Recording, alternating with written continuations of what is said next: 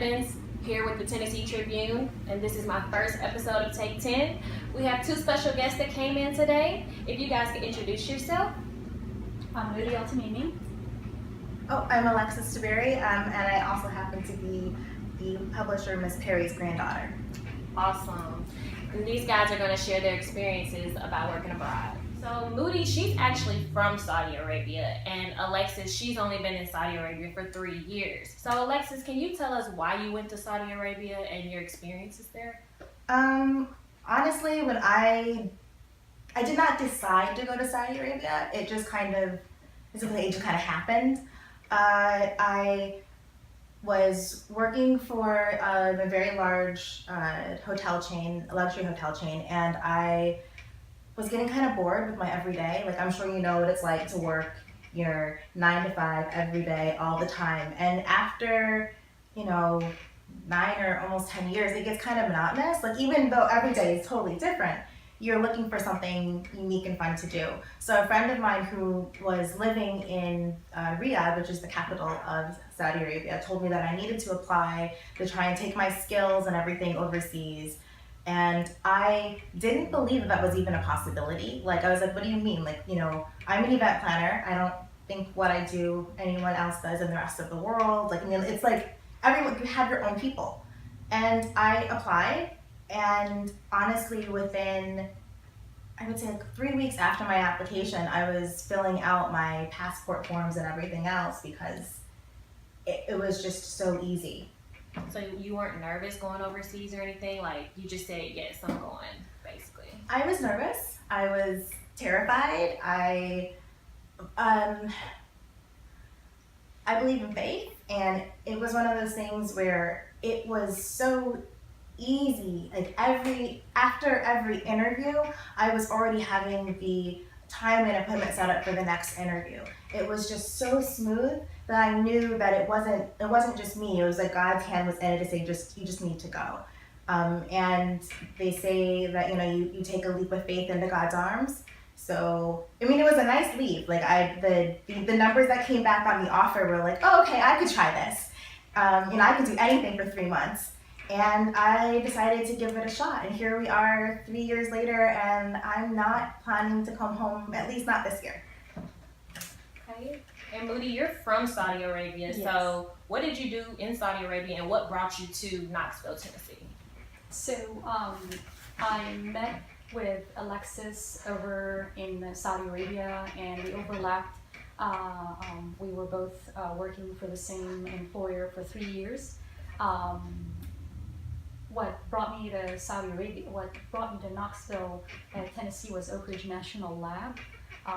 The opportunity presented itself last year, and it's Oak Ridge National Lab, one of the most important national laboratories in the United States, so I couldn't pass up that opportunity, so I decided to pack up and move to Knoxville, Tennessee. So are you here by yourself, or did you travel with family? Or? I'm here by myself. Wow. Yeah, I did not know anyone in Knoxville, Tennessee. How long have you been here so far? 6 months. Just 6 months? Yes. So have you gained, friends or? Yes, I work in a very positive and collaborative environment. It's intellectually stimulating. People are very friendly. And of course, East Tennessee made the transition easier. The people in Knoxville in particular are very friendly. So I never felt unwelcome. It's just been a very positive experience so far. So it was easy for you to adapt to this new city? Yes, because I had lived in the United States prior to my relocation to Saudi Arabia in the DC area. That's where I started my career as a software engineer some 15 years ago. Okay. So back to you, Alexis. What are your hobbies in Saudi Arabia? I know you're there for a job, but what do you do for fun? Like, I know you mentioned blogging earlier when I talked to you. So can you explain what you do other than I guess, so what I do for fun in Saudi, I should clarify really quickly for those people that don't know, Saudi Arabia is a country where, as a woman, I cannot drive. And as a woman, as a person, there's no alcohol. It's a dry country. So it's not even like it's not one of those, there's no beer, no wine. There's no beer, there's no wine, there's nothing alcoholic, which for many people means like, what the heck could you possibly do on a Thursday or Friday night? And I do all kinds of things. So I've learned how to go windsurfing in Saudi Arabia. I've learned to go snorkeling and scuba diving in the Red Sea. I'm not certified yet. I'm working on my scuba diving certification. I have considered learning how to go boating because there are boating classes, so I can learn how to like drive a boat, steer a boat. Not quite sure how that works, but on the Red Sea, which is amazing. And the most amazing coral reefs that you've ever seen in your life are in the Red Sea. They're just stunning. And I do a lot of travel, and of course I try to catalog all of my experiences on my blog, which is the Desert Debutante. I figured it would be a little quick way to kind of tell everybody who I am and then the kind of African American that I am as well while living abroad. So just like I asked Moody, was it hard for you to adapt in Saudi Arabia? Like, was it challenging? Not really, but I had a lot of really good resources before I went in that basically, I mean, if you're gonna move somewhere new, you have to go with an open mind.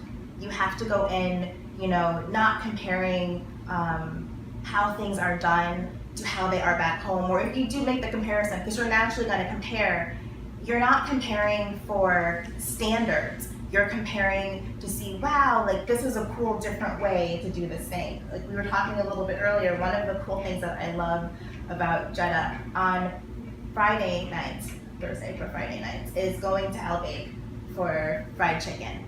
And yes, I will admit, like some of the best fried chicken I've ever had has been in Saudi. I know you're shocked, but it's good. Everybody loves fried chicken. Everyone in the world, everybody who has chickens loves to fry the chicken.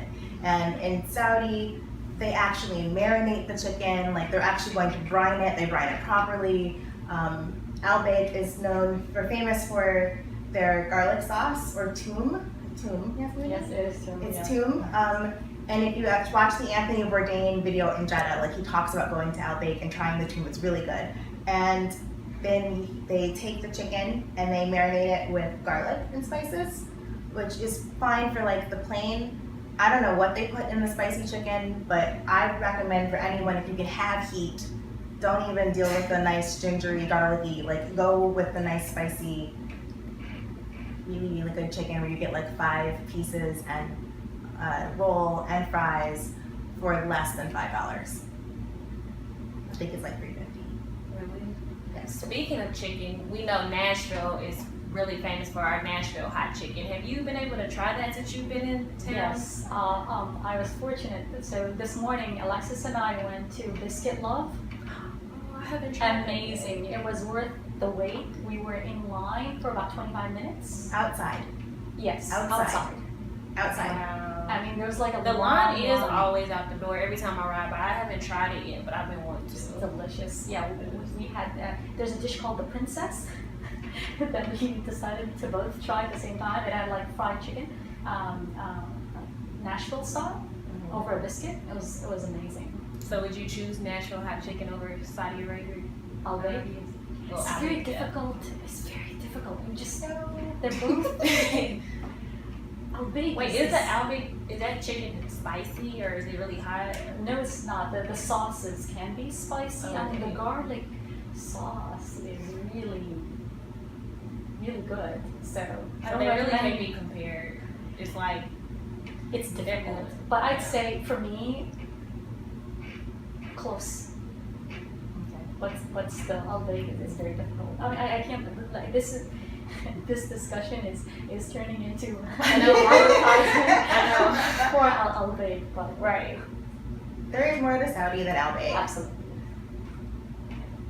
Well, I guess to stray away from food, we can go back to more of the topic of you guys, getting a job abroad or whatever. So what advice would you give to people that possibly are thinking about traveling abroad to work or even go to school? Like, what advice would you give to those that are probably iffy about that? I would say that if you are looking to go abroad for school, check with your advisors, check with your teachers, and then I would tell you to check with Facebook, and it's kind of random, but there are a lot of travel movement groups right now there's a lot of Black travel movement groups, there are a lot of urban travel movement groups, there's a lot of women travel movement groups, there's a whole bunch of things on Facebook. And if you put out in any one of those groups that you are thinking about going to school here, or you're looking for a connection here, there are people all over the world that are willing to help you, to try and help you realize your dream, or at least to have a taste or experience. If you are a working adult and you are no longer in school, but you still want to go abroad, I recommend LinkedIn. I honestly, wholeheartedly, how I ended up where I am is through LinkedIn. I know a lot of other people that are working in the Middle East for sure. That includes like places like Dubai, which is not where I am, but nearby, or in Bahrain. People look at your LinkedIn profile, they're going to read that and put stock into that as well as your resume. But it's a good way to open doors, it's a good way to reach out to recruiters, and people will know that you're interested. I would agree with that, and then reach out to people and then ask them about their experiences, why they're at a university or at an employer. I mean, I managed to reach out to some of my American friends who live in Knoxville, and not necessarily working at the lab, but just to ask them, well, how's life in Knoxville? I mean, did you enjoy your time there?